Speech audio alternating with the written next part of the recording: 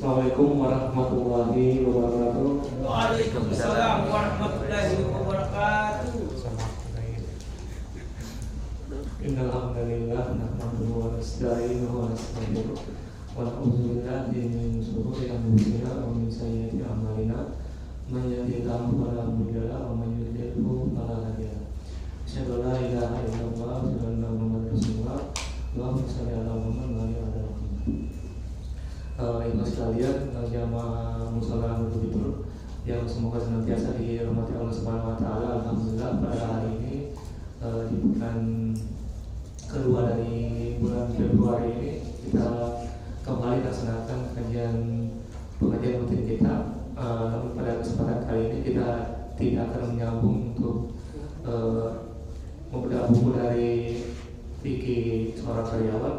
Dan pada hari ini kita akan coba bagi dua sesi. Untuk pertemuan kali ini kita akan membahas tentang nasihat menjelang dari bulan Ramadan, dan pertemuan berikutnya kita akan membahas tentang panduan dari puasa ideal yang ideal sesungguhnya. Kemudian tanpa berlama-lama jam terkasih kita mulai saya mengajarnya kepada halusan kami persilakan pada kepada musyawarah majelis.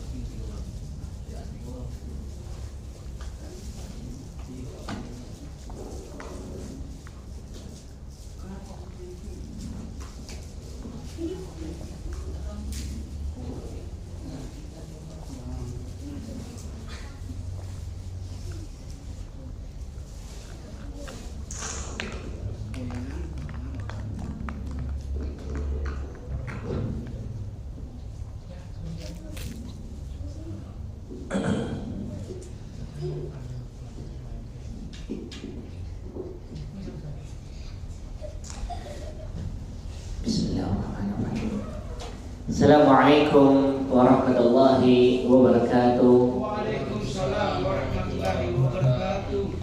Alhamdulillah rabbil alamin, hamdan katsiran thayyiban mubarakan fihi, wassalatu wassalam ala rasulina al-karim habibina al-mustafa Muhammad sallallahu alaihi wasallam wa ala alihi wa ashabihi wa man tabi'ahum bi ihsan ila yaumiddin. Amma ba'd. Rabbana zidna ilma warzuqna fahma. Ikhwal kiram rahimani wa rahimakumullah jami'an.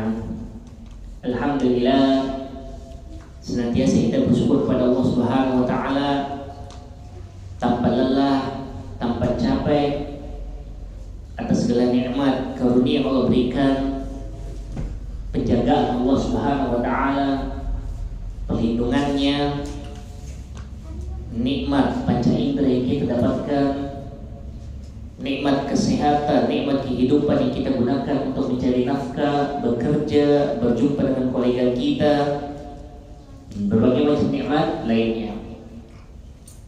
Maka hendaknya kita sebagai hamba Allah mensyukur nikmat-nikmat tersebut, agar nikmat tersebut ditambahkan oleh Allah Subhanahu wa taala. Jangan sampai kita menjadi hamba-hamba Allah yang kufur nikmat, yang sadar akan nilai suatu nikmat ketika nikmat tersebut diambil, hilang dari kita. Saudara firman Allah, Allah mengingatkan kepada kita, siapa yang bersyukur atas nikmatnya, Allah akan tambahkan nikmat tersebut. Sebaliknya hamba-hamba Allah yang kufur nikmat, mendapatkan nikmat namun dia menyia-nyiakannya, maka Allah telah mengingatkan, wala in kafartum inna adzabi lasyadid. Dan bila mana kalian kufur terhadap nikmat yang Allah berikan, sesungguhnya azab Allah sangatlah pedih. Saudara dirahmati Allah, tanpa kita sangka, tinggal hitungan mungkin 2 pekan lebih, kita akan berjumpa dengan tamu yang agung. Sebuah momen yang penuh dengan keberkahan dan kemuliaan dan ampunan dari Allah Subhanahu wa taala. Kalau kita mengingat kembali pertemuan kita, kayaknya baru tahun lalu kita sudah pertama kali berjumpa. Tak terasa sudah mau berjumpa lagi dengan bulan Ramadan. Anda masih ingat Anda dipanggil di sini pas sebelum Ramadan ya, mau dekat-dekat Ramadan. Dan sekarang kita sudah mau berjumpa dengan bulan Ramadan kembali. Seakan-akan baru kemarin kita tinggal di Ramadan, namun ternyata kita sudah mau berjumpa kembali dengan bulan Ramadan, bulan yang penuh dengan kemuliaan. Saudara kepada Allah, kalau kita bayangkan bagaimana perputaran dunia ini, berjalannya umur ini, terasa cepat sekali. Tahun bagikan bulan, bulan bagikan pekan, pekan bagikan hari. Tahu-tahu saja sudah kita lewati, kita jalani, dan sudah mau tiba lagi di penghujung tahun. Ikhwan kiram rahimani wa jami'an. Yang jadi pertanyaan, kira-kira bagaimana persiapan kita untuk menyambut tentang bulan Ramadan nanti?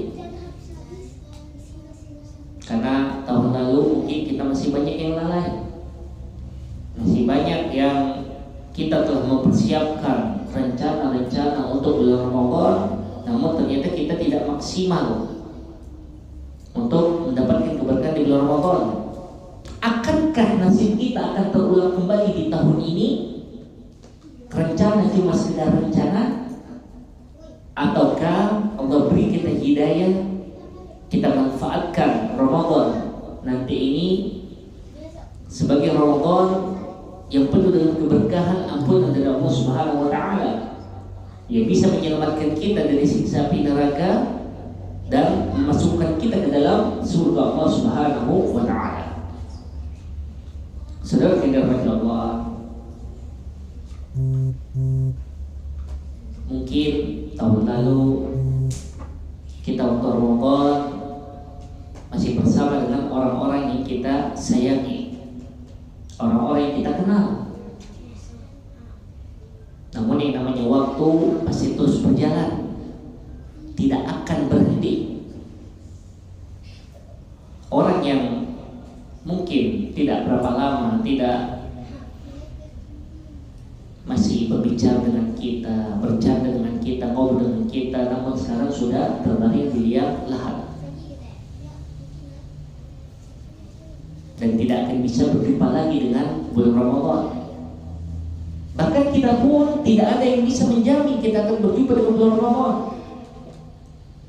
Karena bila mana sudah ajal, mustahil bisa untuk ditunda. Bila mana ajal datang ke salah satu di antara kalian, maka mustahil kalian bisa menunda ajal tersebut. Ini adalah penjelasan dari Allah Subhanahu wa taala. Dan masing-masing dari kita walaupun hidup, namun kita sejatinya tinggal menunggu ajal. Keberadaan kita di dunia ini bagikan seseorang yang sedang melakukan perjalanan, yang suatu ketika kita akan berhenti di akhir perjalanan tersebut. Namun yang jadi pertanyaan, apakah kita akan mencapai yang kita angan-angankan, atau malah belum tercapai apa yang kita inginkan, kita sudah berhenti, stop di perjalanan tersebut. Dan itulah kehidupan. Para ulama menjelaskan bahwasannya antara diri kita, angan-angan kita, maka di tengah-tengahnya adalah ajal, kematian. Oleh karenanya ya Allah rahimani wa rahimakumullah jami'an, Rasulullah SAW mengingatkan kepada kita untuk menyadari hakikat keberadaan kita di dunia ini adalah untuk beribadah kepada Allah Subhanahu wa taala. Rasulullah SAW bersabda, "Kun fid dunya ka'annaka gharibun aw 'abir sabil."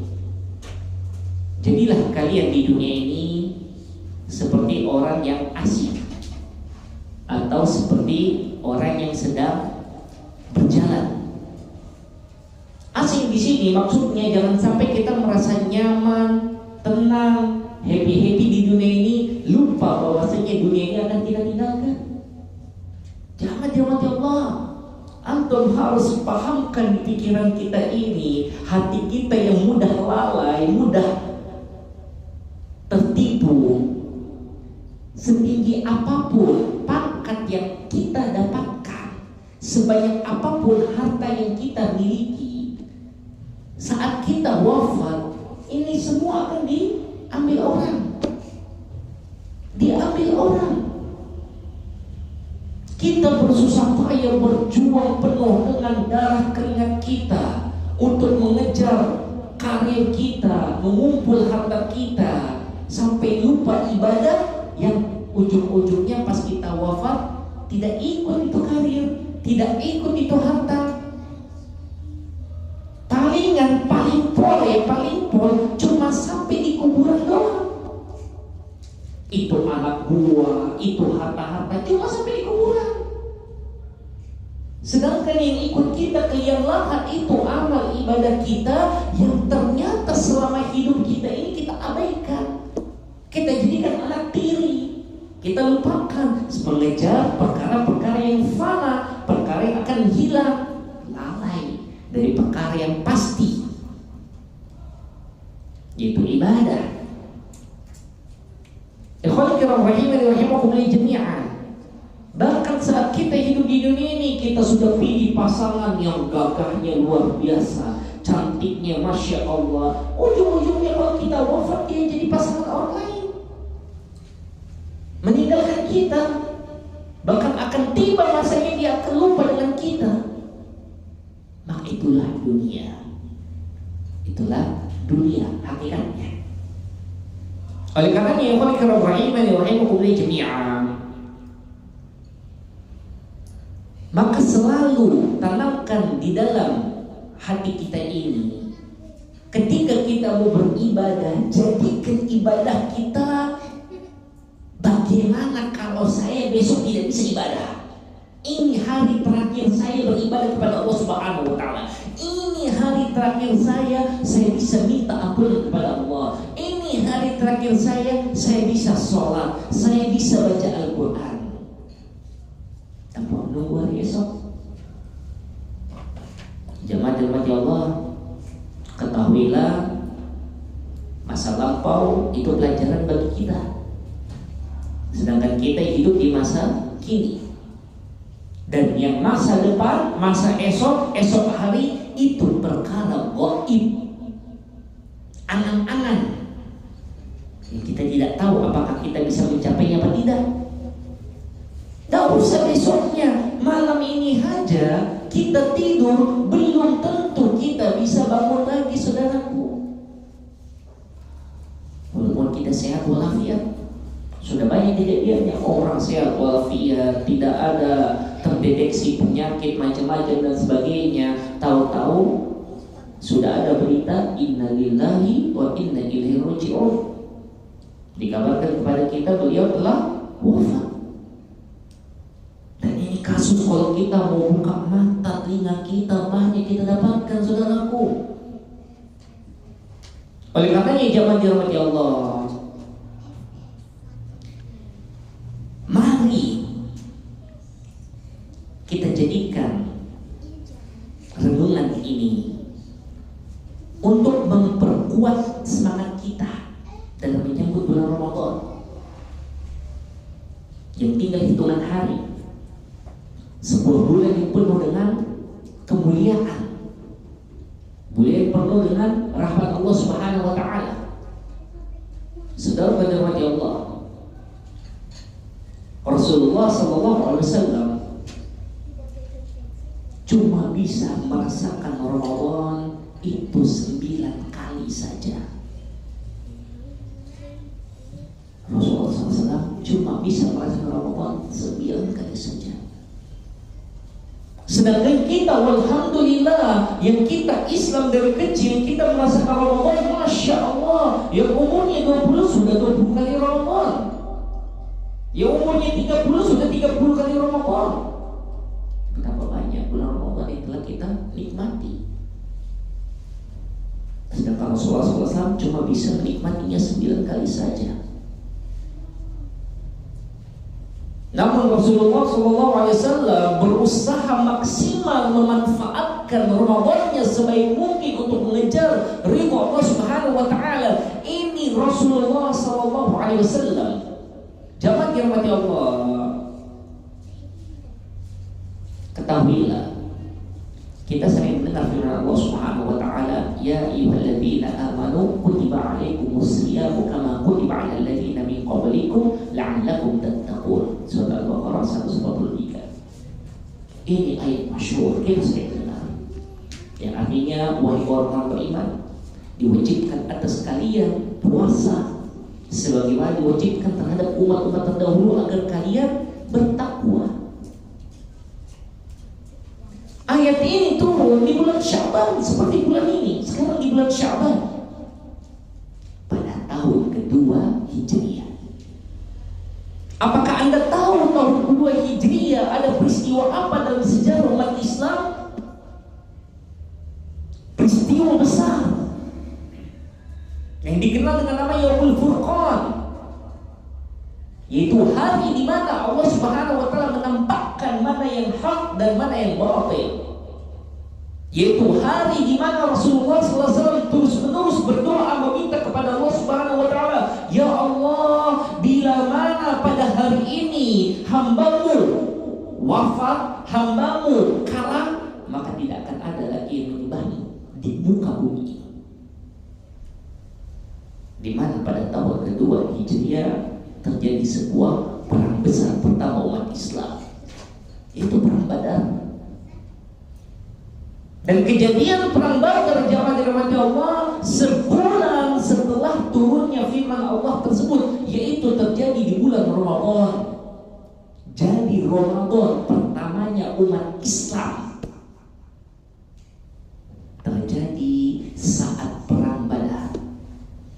Dan mereka di peperangan tersebut berpuasa. Dari kota Madinah ke Badar jalan beberapa hari, mereka berpuasa. Dan saat kondisi perang pun mereka berpuasa. Jangan Allah, tanyakan pada diri kita betapa susahnya kita. Pertama kali orang tua kita nyuruh kita berpuasa, luar biasa susahnya, luar biasa repotnya kita menahan nafsu ingin makan, nafsu untuk minum. diri kita menahan larangan tersebut. Maka Anda bisa membayangkan, imajinasi bagaimana repotnya kaum muslimin Ramadan pertama mereka dalam keadaan lagi berperang. Mereka perjalanan safar, berperang di jalan Allah Subhanahu wa taala. Dan itu semua mereka lakukan, menjaga puasa Ramadan. Hasil yang didapatkan kemenangan dari Allah Subhanahu wa taala. Jangan dirahmati Allah. Yang ingin Anda ingatkan untuk diri kita masing-masing, Rasulullah SAW kekasih Allah yang sudah dijamin masuk surga. Rasulullah wafat pasti masuk surga. Rasulullah kekasih Allah. Dosa-dosa Allah jaga biar Rasulullah SAW tidak berbuat dosa. Rasulullah SAW langsung dapat teguran langit. Hamba Allah yang disayangi oleh Allah, menjadi utusan Allah, dijamin masuk surga. Namun ketika tiba bulan Ramadan, luar biasa kita dapatkan perubahan pada diri Rasulullah SAW, dari ibadah sholatnya, dari sedekahnya, dari bacaan Qur'annya, dari semangat jihadnya. Luar biasa kita temukan pada diri Rasulullah SAW. Ini Rasulullah yang dijamin masuk surga. Tiba di kita. Yang masuk surga saja mungkin jauh, baunya surga nggak kecium sama kita. Yang ada aroma-aroma neraka mungkin sama kita. Malah justru kita tiap datang Ramadan santai, seakan-akan Ramadan sama hari lainnya itu sama, nggak beda jauh.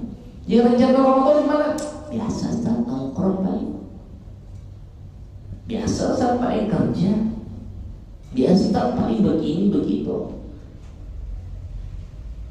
Justru kita ini yang aneh, makanya kadang anak aneh sendiri. Kita yang tidak dijamin surga, kita yang tidak jelas Allah sayang kita apa tidak, malah kita yang lalai. Berapa Ramadan lewat nih?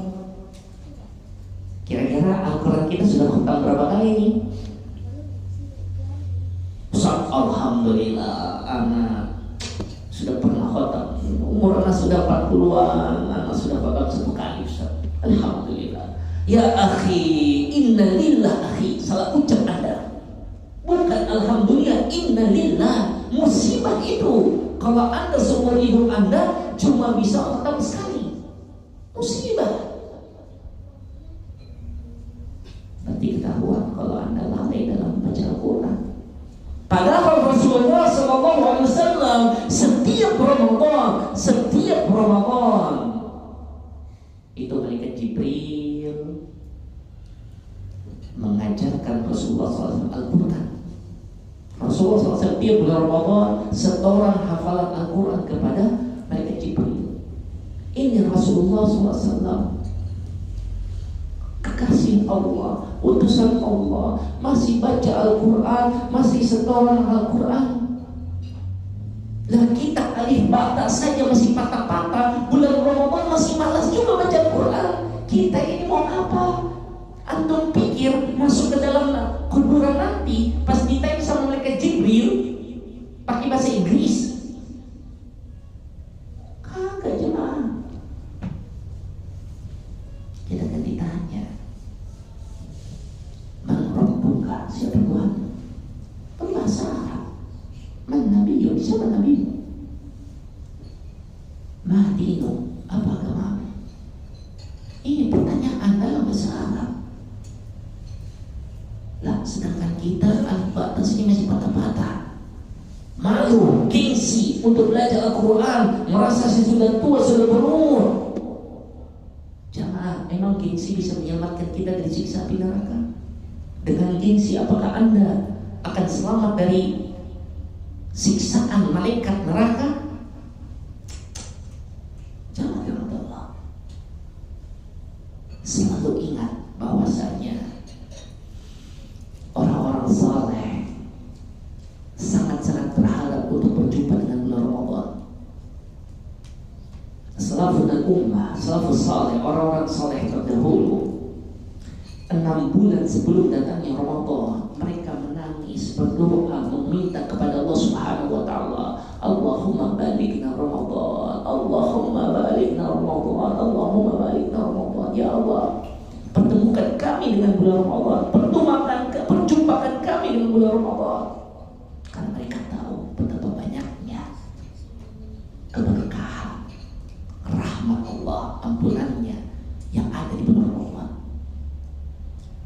Rasulullah SAW mengingatkan kepada kita tentang keutamaan bulan Ramadan, sebuah hadis yang masyhur, di mana Rasulullah SAW setiap bulan Ramadan memberikan kabar gembira kepada para sahabatnya, qad ja'akum syahrun mubarak syahrul Ramadan, telah datang pada kalian bulan yang penuh keberkahan, yaitu bulan Ramadan. Bulan di mana tuftahu fiha abwabus sama, dibuka bagi kalian di bulan tersebut pintu-pintu langit. Wa tughlaqu fiha abwabu jahannam, dan ditutup bagi kalian pintu-pintu neraka. Wa sufidat syayatin, dan syaitan-syaitan itu dikekang. Syaitan baik iblis maupun jin, bala tentaranya itu diikat. Dan di bulan Ramadan, dari awal malamnya, baik malam dan siangnya Ramadan, Allah Subhanahu wa taala membebaskan dari hamba-hambanya dari siksa api neraka. Allah bebaskan. Dan di bulan Ramadan, masing-masing kita hamba-hamba Allah yang beriman kepada Allah memiliki doa mustajabah, doa yang diijabah oleh Allah Subhanahu wa taala. Inilah keutamaan bulan Ramadan. Dan ini cuma ada di bulan Ramadan, jemaah, cuma ada di bulan Ramadan. Maka sungguh sangat rugi besar bila mana kita tidak mendapatkan perkara ini. Anak yakin masing-masing kita kalau dengar bos kita di bulan Ramadan, siapa yang lembur akan dapat gaji sekian, siapa yang bisa begini akan dapat fasilitas ini, intensif ini, dapat tambahan gaji seperti ini dan sebagainya, kita akan semangat. Maka kenapa ketika Rasulullah SAW menjelaskan tentang keutamaan Ramadan, malah kita loyo di bulan Ramadan? Padahal Rasulullah SAW, hamba Allah, mencontohkan dia bagaimana Rasulullah SAW tidak cuma ngomong saja. Rasulullah tidak bilang, wahai umatku puasa, wahai umatku sedekah, wahai umatku sholat malam. Apakah Rasulullah tidak melakukannya? Rasulullah melakukannya. Jangan diraja Allah, bacaan Al-Quran. Rasulullah SAW tiap Ramadan, tiap hari Ramadan selalu membaca Al-Quran. Dalam masalah sedekah, Rasulullah SAW disifatkan oleh para sahabat bahwasanya Rasulullah ajwadun nas, orang yang paling dermawan, wa ajwadu ma yakunu wa fi Ramadan. Dan Rasulullah SAW makin dermawan, makin sering beri sedekah, sering menyumbang itu di bulan Ramadan. Berkaitan sholat malamnya, Rasulullah SAW sering membangunkan keluarganya, mengajaknya untuk sholat malam. Bahkan sholat tarawihnya Rasulullah SAW, pernah ada sahabat yang ikut sholat tarawih bersama Rasulullah SAW. Rakaat pertama surat Al-Baqarah, rakaat kedua surat Ali Imran, rakaat ketiga surat An-Nisa. Makanya para sahabat pernah sholat bersama Rasulullah SAW, sholat tarawih, menyangka mereka tidak akan mendapatkan sahur karena lamanya sholat Rasulullah SAW. Maka jemaah dirahmati Allah, Rasulullah SAW, kekasih Allah, teladan kita, bukan cuma sekedar perintah saja tanpa memberikan contohnya. Beliau memberikan contoh. Maka kembali kepada kita sekarang, umatnya. Apakah kita mau mencontoh Rasulullah SAW, atau kita ternyata masih tergoyang dengan umur kita, merasa kan masih ada Ramadan tahun depan, kalau tahun ini saya lalai masih ketemu tahun depan. Iya, kalau Anda mungkin satu kawan sama malaikat maut mungkin. Kalau Anda merasa malaikat maut bisa disobok, silakan aja. Ketahuilah jamaah dirahmati Allah, bila mana datang kematian, tidak ada yang bisa memajukannya dan tidak ada yang bisa memundurkannya. Ini perkara yang pasti. Malaikat maut tidak bisa dinego. Maka berusahalah, persiapkan diri kita untuk berjumpa dengan bulan Ramadan. Ingatkan hati kita yang lalai ini, bahwa bisa jadi ini Ramadan terakhir kita, dan bisa jadi kita tidak akan berjumpa dengan Ramadan. Bahkan hitungan hari ini saja tidak ada satupun di antara kita yang berani menjamin bisa berjumpa dengan Ramadan. Anak tanya di sini, apakah sudah ada di sini sudah dapat surat mandat dari Allah, ente akan jumpa dengan Ramadan? Coba katakan. Ada jemaah. Maka jangan dirahmati Allah, jangan lalai dengan kita memiliki mental bahwasanya ini Ramadan, mungkin Ramadan terakhir kita, akan memberikan kita semangat untuk memanfaatkan semaksimal mungkin Ramadan kita. Silakan, kita tidak dilarang untuk mencari nafkah pada saat Ramadan. Namun tolong muliakan bulan Ramadan ini dengan kita tetap beribadah, berpuasa, sholat 5 waktu, membantu orang, sholat malam, dan ibadah-ibadah lainnya. Muliakan bulan Ramadan. Jangan malah kita mencari-cari alasan, menjadikan pekerjaan kita untuk kita menghinakan bulan Ramadan, melalaikan bulan Ramadan, seakan-akan kita masih bisa berjumpa dengan Ramadan berikutnya. Jangan, saudaraku. Ikhwani kiram rahimani wa rahimakumullah jami'an. Ketahuilah, orang-orang terdahulu akan berlomba-lomba untuk mengejar kebaikan. Allah Subhanahu wa taala mengingatkan kepada kita, wasari'u ila maghfiratin min rabbikum. Berlomba-lombalah kalian untuk menuju ampunan Allah Subhanahu wa taala dan surganya. Allah Subhanahu wa taala telah memberikan gambaran begitu jelas tentang pahala yang akan kita dapatkan saat kita memanfaatkan Ramadan sebaik mungkin. Maka mari kita berusaha untuk menjadikan Ramadan ini dengan mental, mungkin ini Ramadan terakhir kita. Saat nanti tiba, jaga sholat malam kita, baik itu tarawih kita, tahajud kita, begitu juga sholat 5 waktu. Jangan sampai kita malah fokus sholat tarawih 5 waktu, kita bolong-bolong, ini tak balik.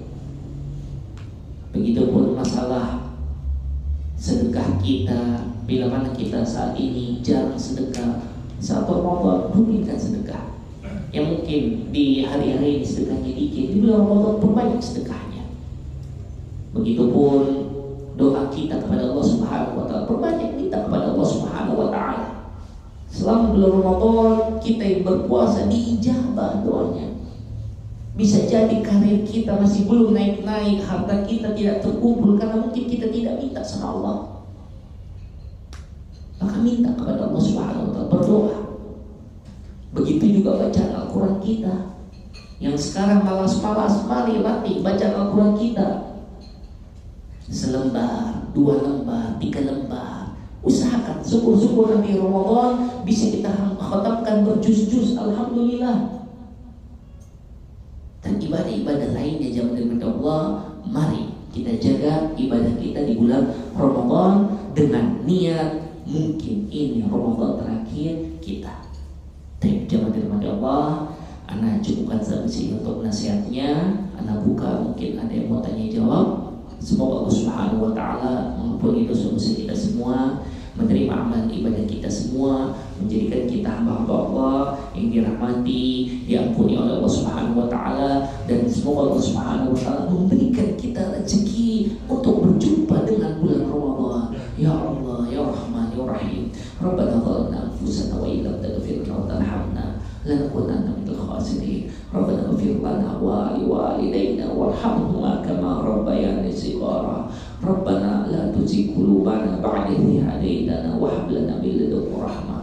Rabbana ighfir lana wa li ikhwanina alladhina sabaquna bil iman ولا تجعل في قلوبنا غلا للذين آمنوا ربنا إنك رؤوف رحيم اللهم أعنا على ذكرك وشكرك وحسن عبادتك اللهم بلغنا رمضان اللهم بلغنا رمضان اللهم بلغنا رمضان ربنا آتنا في الدنيا حسنة وفي الآخرة حسنة وقنا عذاب النار سبحانك اللهم وبحمدك نشهد أن لا إله إلا أنت نستغفرك ونتوب إليك والحمد لله رب العالمين. Allah, silakan ada pertanyaan.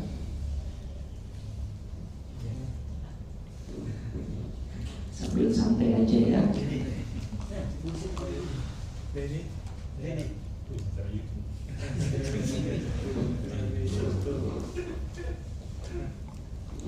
Ini nasihat kita nggak panjang-panjang, karena kalau panjangan apalagi habis makan bakso lupa. Nah, lebih baik kita nasihatnya 1, 2, 3 kata, tapi kita paham, mengerti.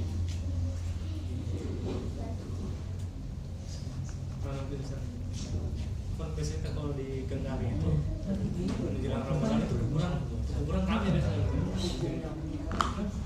Apa membersihkan begitu, misalnya dipanggil orang tua gitu kuburan. Baik, apakah ada tuntunannya begitu? Baik. Ikhwal karam rahimani rahimakumullah jami'an. Ketahuilah, mengunjungi kuburan merupakan ajaran sunnah Rasulullah SAW.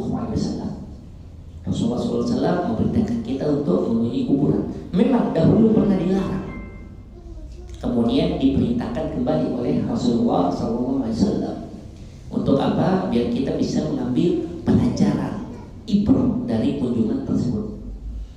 Namun kita dapatkan sebagian masyarakat kita, bukan cuma di wilayah Kendari saja, di Sulawesi Tengah pun ini ada sebuah kebiasaan sebelum datang Ramadan atau mungkin setelah Ramadan itu datang ke makam keluarganya, istilahnya itu kayak apa? Nyekar gitu, beri bunga-bunga, air dan sebagainya, kemudian kuburan dibasahi, dikasih bunga dan sebagainya.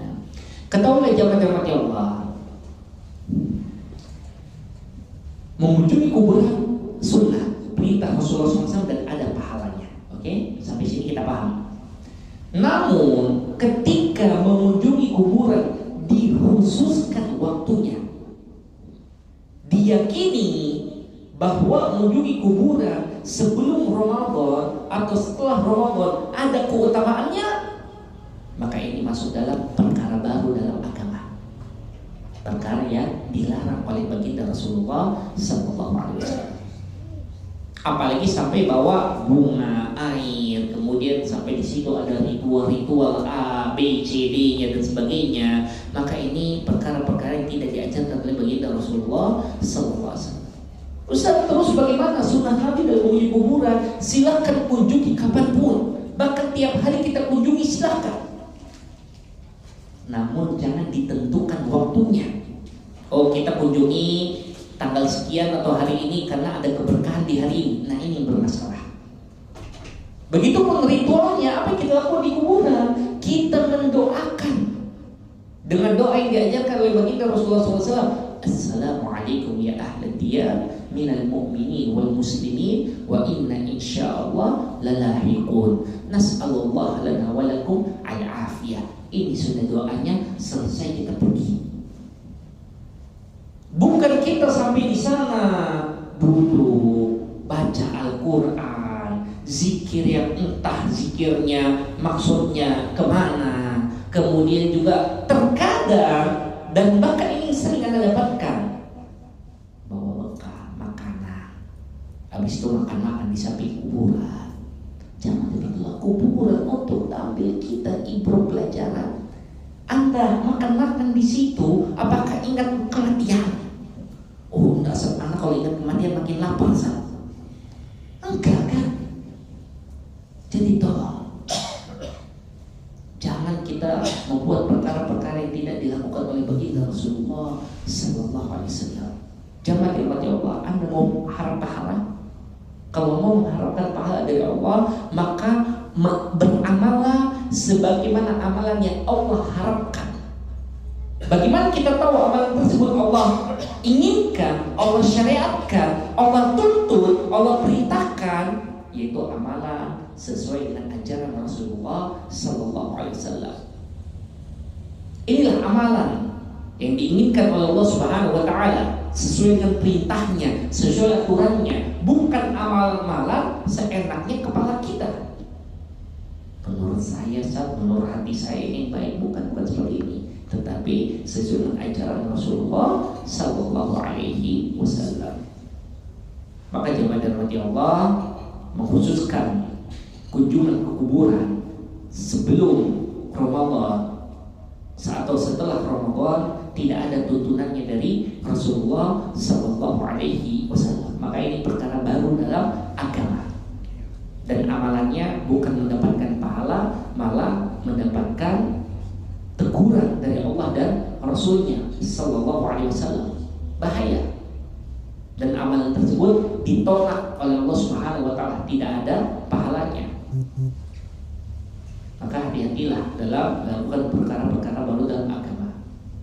Ustaz, saya pengen kunjungi kuburan, sudah kunjungi saja tanpa harus ditentukan waktunya. Mau tanggal berapa, mau hari apa, mau bulan apa, silakan. Bahkan tiap hari pun kita kunjungi kuburan, silakan, tidak jadi masalah. Namun jangan khususkan tanggal khusus atau hari khusus, seakan-akan itu adalah tanggal yang memiliki kekhususan. Ini tidak boleh. Bahkan janjian sama keluarga juga, Ustaz, kita tidak ada niat kekhususan, tapi memang kita janjian keluarga tiap tanggal sekian, tiap bulan sekian harus datang ke kuburan ini. Nah, ini juga dilarang. Karena apa? Menjadikan satu hari kemudian diulang-ulang tiap tahunnya atau tiap bulannya, ini sudah sama dengan perayaan, dan itu dilarang. Kita perayaan dalam Islam cuma 2 kali. Ingat, perayaan dalam Islam itu cuma 2 saja, yaitu Idul Fitri, Idul Adha. Selain 2 perayaan ini, maka kita bisa jatuh dalam kemaksiatan, dosa, karena melakukan amalan yang tidak diajarkan oleh baginda Rasulullah Sallallahu Alaihi Wasallam. Allahu a'lam. Apa lagi pertanyaan?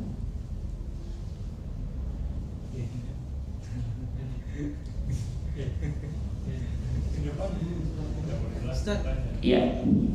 mengenai ke kuburan tadi, Ustaz. Nah, Kalau niatnya, anggaplah kita ke kuburannya, anggaplah ke kakek buyut, tapi niatnya silaturahmi supaya keluarga kumpul semua. Tiap hari meninggal wafatnya itu kita kumpul semua. Gimana itu, Ustaz? baik, barakallahu fiik.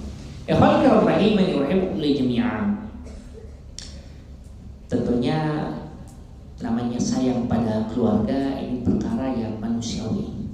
Siapa yang tak sayang sama keluarganya, apalagi itu adalah mungkin kakek buyut kita, orang tua kita yang banyak jasanya pada kita. Kita pun ingin mengunjunginya, ingin mendoakan kakek buyut kita atau orang tua kita yang telah wafat. Namun saat kunjungan tersebut ditentukan waktunya dan kita ulang-ulang terus setiap tahunnya, maka inilah yang jadi masalah. Tapi kalau niatnya silaturahmi supaya keluarga kumpul semua, Baik. Permasalahannya bukan di niatnya, penentuannya. Artinya begini, saat kita niatnya mau silaturahmi biar kumpul, silakan, tapi jangan ditentukan. Tadi kan disebut tiap tanggal kematiannya.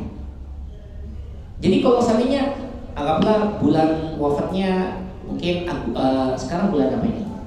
Februari lah. Wafatnya Februari, mungkin tanggal 1 Februari. Saya tiap bulan Februari datang ke keluarga, sama keluarga kita rame-rame sambil silaturahmi juga mengunjungi makam kakek. Silakan, tapi tolong jangan dipastikan tiap tanggal 1. Mungkin tahun ini tanggal 1, tahun depannya tanggal 2, tahun 3, tanggal 3, tanggal 4, tanggal 5, tanggal 6. Intinya jangan dijadikan satu hari khusus diulang-ulang tiap tahunnya. Ini sama dengan perayaan yang dilarang.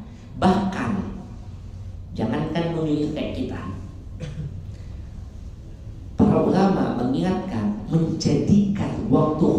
mengunjungi Rasulullah SAW di Madinah. Saya ada waktu tiap tanggal sekian mengunjungi Rasulullah SAW. Itu aja dilarang. Itu mengunjungi Rasulullah. Yang kita tahu para ulama menyarankan untuk kita mendatangi makam Nabi dan memberikan salam, mendoakan Nabi. Tapi saat dikhususkan, tidak usah hitungan hari, dikhususkan aja. Saya tiap mau datang ke Madinah pasti ke makam Nabi yang pertama kali, dan sebelum pulang pasti ke makam Nabi baru pulang. Itu saja terlarang loh. Itu saja terlarang. Karena apa? Itu sudah menjadikan seperti perayaan, karena diulang-ulang terus. Jadi kalau mau kunjung saja. Jadi mau kumpul saja, namun jangan difokuskan pada satu hari. Jadi silakan diubah-ubah harinya. Syukur-syukur kalau diubah juga bulannya, alhamdulillah, biar lebih aman lagi. Tapi kalau saat kita kebetulan waktu liburnya memang bulan tersebut, ya sudah, tapi tanggalnya diubah-ubah. Dengan begitu kita keluar dari makna larangan untuk jangan menjadikan perayaan selain perayaan Idul Fitri, Idul Adha. Allahu a'lam. Ada yang lain? Dan ini memang perkara yang mungkin banyak yang masih belum paham ya. Ya kita pelan-pelan saja mengingatkan. Karena permasalahannya agak pelik. Seringkali mereka bilangnya, wah ini sudah kebiasaan kami. Ini sudah repot kalau sudah ngomongnya main kebiasaan. Makanya dalam hal ini kita pelan-pelan jelaskan kepada keluarga kita. Tidak usah buru-buru. Dan terus berdoa minta kepada Allah agar kita dan keluarga diberikan hidayah dan pemahaman tentang agama. Amin ya rabbal alamin. Bapak, ada lagi pertanyaan?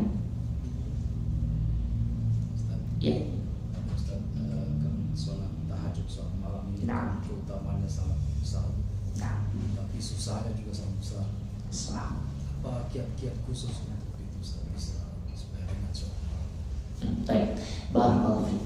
Ikhwan rahimani jami'an. Jadi salat tahajud sendiri, salat malam itu luar biasa ya. Keutamannya ada di dalam Al-Quran dan di dalam hadis Rasulullah Sallallahu Alaihi Wasallam. Terus bagaimana Ustaz biar kita bisa mendapatkan keutamaan tersebut? Yang pertama kali kita lakukan, minta kepada Allah. Allah telah mengingatkan kepada kita, iyyaka na'budu wa iyyaka nasta'in. Ya Allah, hanya kepadamu lah kami beribadah dan hanya kepadamu kami meminta pertolongan. Para ulama ketika mentafsirkan ayat ini menjelaskan bahwasanya doa yang paling utama adalah kita meminta tolong kepada Allah agar dimudahkan untuk beribadah kepada Allah. Ini doa yang paling utama. Dan ini diajarkan oleh baginda Rasulullah SAW kepada sahabatnya Mu'adz bin Jabal. Wahai Mu'adz bin Jabal, hendaknya engkau membaca doa ini setiap akhir sholat. Allahumma a'inni ala dzikrika wa syukrika wa husni ibadatik. Ya Allah, tolonglah hambamu ini agar bisa berzikir kepadamu, agar bisa bersyukur kepadamu, dan agar bisa beribadah dengan baik kepada dirimu. Ini doa yang diajarkan oleh Rasulullah SAW untuk dibaca setiap akhir sholat. Coba lihat, setiap akhir sholat kita minta kepada Allah Subhanahu Wa Taala untuk bisa beribadah kepadanya. Dan sholat malam sendiri jamaah Allah memang perkara kalau kita tidak minta kepada Allah, menyerahkan pada diri kita, maka syaitan akan main di sini. Kita dibuat sibuk, akhirnya begadang, belum sholat, tahu-tahu tak tidur, bangun-bangun sudah lewat subuh. Ini sering. Sudah pasang alarm yang tidak terdengar dan sebagainya. Sering terjadi. Atau baru mau Allah Akbar, soalnya banyak ke warkop dulu. Dan godaan-godaan ini pasti ada. Makanya yang pertama kali kita minta kepada Allah Subhanahu Wa Taala, ini pertama kali. Kemudian yang kedua, jadikan kebiasaan. Artinya begini. Antum kalau susah memang bangun malam, maka sebelum tidur sholat tahajud aja. Jadi tahajud itu tidak harus kita tidur dulu. Memang ada ulama yang berpendapat tahajud itu tidur dulu, baru bangun tengah malam, baru kita sholat itu tahajud. Tapi ternyata ada juga pendapat enggak, tahajud itu dari habis isya sampai sebelum subuh. Itu waktu tahajud.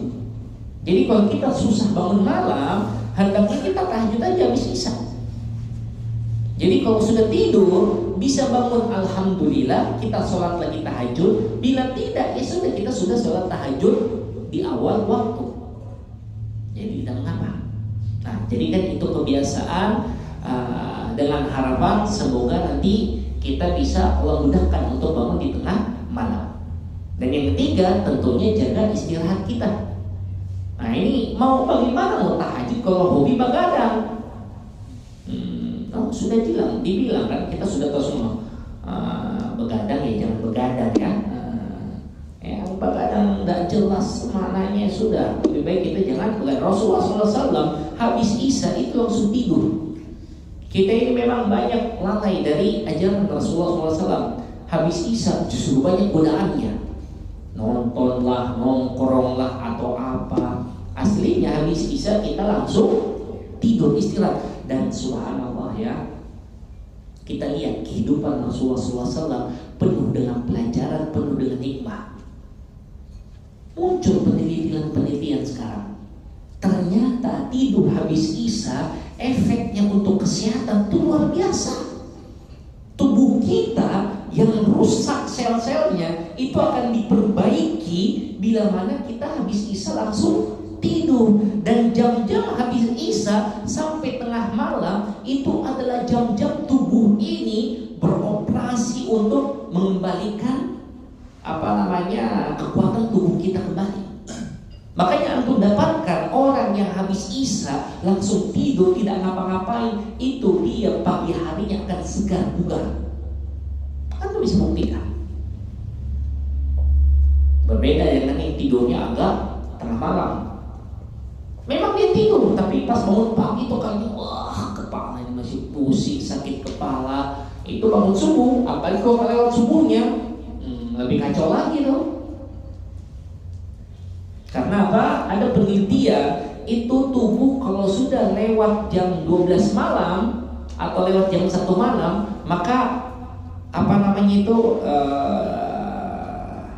saraf-saraf tubuh yang tadinya untuk meremajakan kembali tubuh itu sudah yang kembali kayak normal biasa.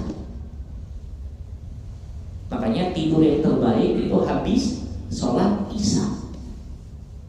Sedangkan habis tengah malam itu luar biasa, kita semangatnya untuk beribadah itu dapat.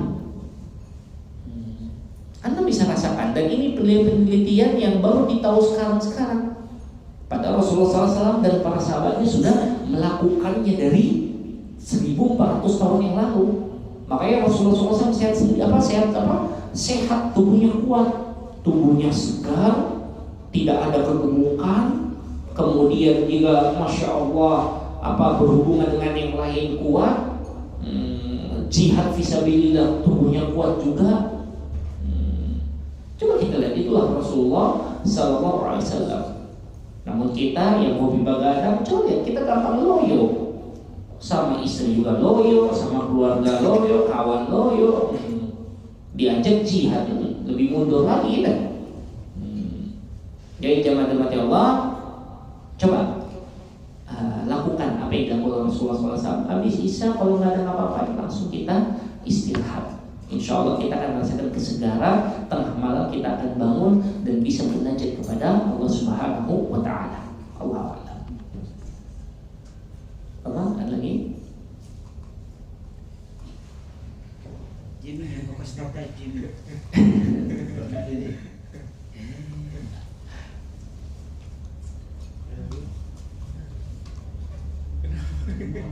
Ya sudah bahagia jendela semua ini. Tidak ada wah, itu ada wah. Tahu hari ini. Dan kita menjelang Ramadan dia bisa dapat WA dari teman-teman pertama begitu. Sebelum Ramadan memang ada. Baik. Barakallahu fiik. Ya paling kalau rahimani rahimakumullah jami'an. Kita sering di Ramadan ya, biasanya ada kawan-kawan yang sebelum Ramadan ada mereka minta maaf ya atau ucapan selamat dan sebagainya.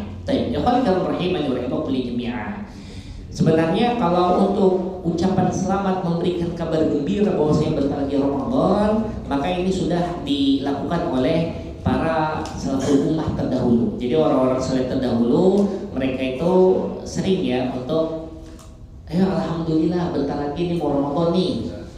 Ayo kiatkan kita semangat dan sebagainya. Bahkan hadis tadi Rasulullah SAW mengingatkan kepada para sahabat bahwasanya telah datang pada kalian bulan yang penuh dengan keberkahan. Jadi kita mengabarkan tentang suatu ibadah ini perkara yang tidak mengapa. Namun ketika kita tadi ya kayak minta maaf dan sebagainya, bila mana kita lakukannya karena kita merasa saya melakukannya ya karena memang saya tahu saya banyak dosa, maka sebelum Ramadan saya ingin minta maaf biar Allah mudahkan ibadah saya. Nah ini tidak masalah. Yang bermasalah kalau dia ada keyakinan bahwa minta maaf sebelum Ramadan ada keutamannya. Nah ini bermasalah. Tapi kalau dia cuma sekedar minta maaf, tidak ada niat aneh-aneh, ya kan cuma minta maaf aja kan. Nah itu tidak jadi masalah. Memang inilah pentingnya kita belajar masalah fikih niat. Karena dengan niat suatu amalan bisa berubah menjadi amalan yang diridhoi oleh Allah atau malah amalan yang tidak sesuai dengan ajaran Rasulullah Sallallahu Alaihi Wasallam. Jadi bukan cuma amalan saja. Amalan minta maaf kan tuntunannya ada, Rasulullah SAW tuntun. Tapi kalau ternyata niatnya tidak sesuai ajaran Nabi, ini bahaya. Jadi kalau dia niatkan, saya minta maaf karena ada keutamaan minta maaf sebelum, ini harus ada dalilnya. Anda mengatakan ada keutamaannya, mana hadisnya, mana ayatnya. Kalau ada silakan, tapi kalau tidak jangan diniatkan, minta maaf saja. Ya Ustaz, cuma minta maaf saja Ustaz. Kebetulan saya banyak banyak salah, saya sudah bawa utang belum saya bayar Ustaz. Ya saya minta maaf, silakan. Tapi kalau dia, enggak saya karena ada keutamaan kayak ini, yang nisfu Sa'ban itu loh.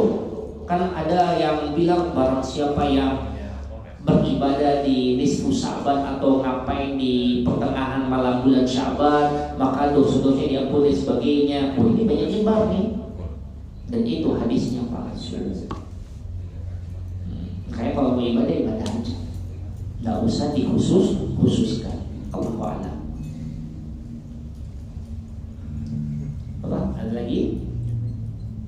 Yang jauh dari istri. Ustaz, tadi itu yang seperti apa yang amin yang terus naik ke mimbar kayak amin yang amin kayak. Jadi kalau saya ada 3 itu saya. Oke. Jadi itu kalau orang yang masih masuk Ramadan tidak minta maaf sama apakah sama istri atau keluarganya itu mungkin diaminkan itu karena baru dengar itu. Allah alam, coba nanti anda cek. Allah alam, coba nanti anda cek ya. Karena anda baru tahu kalau ternyata ada itu hadis kalau dia tidak minta maaf maka dia akan dapat musibah terus Nabi aminkan. Allah alam, nanti anda cek. Allah.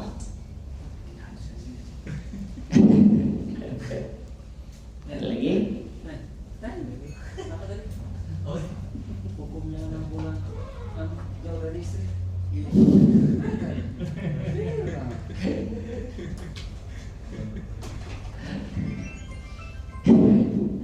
Ya moga Allah mudahkan.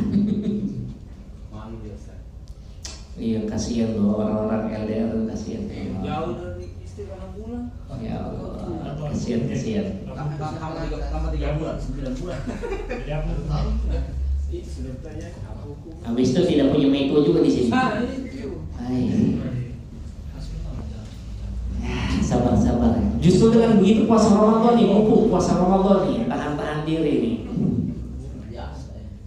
Baik, kalau tidak ada pertanyaan tutup. Aku qouli hadza, tsumma assalamualaikum warahmatullahi wabarakatuh. Waalaikumsalam warahmatullahi wabarakatuh.